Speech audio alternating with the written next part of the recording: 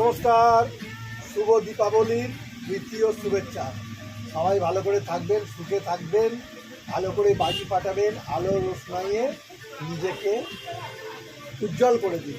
ঠিক আছে, নমস্কার, ভালো থাকবেন। সবাইকে শুভ দীপাবলির অনেক অনেক শুভেচ্ছা কেয়ার অ্যান্ড রিলিফের পক্ষ থেকে।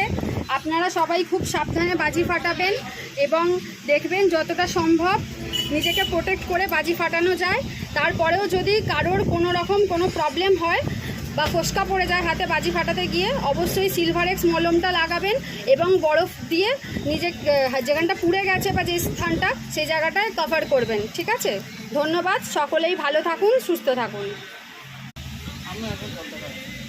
আপনারা তো আমার সঙ্গে অনেকবারই পরিচয় করেছেন। আমাদের দোকানের এই যে ওনার কাঞ্চন কাকা, ওনার সাথেও পরিচয় করেছেন। এবার দাদা আজকে কিছু বলবে।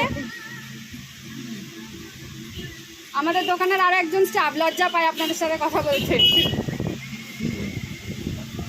বলো, তুমি কি বলবে দীপাবলি উপলক্ষে সকলকে?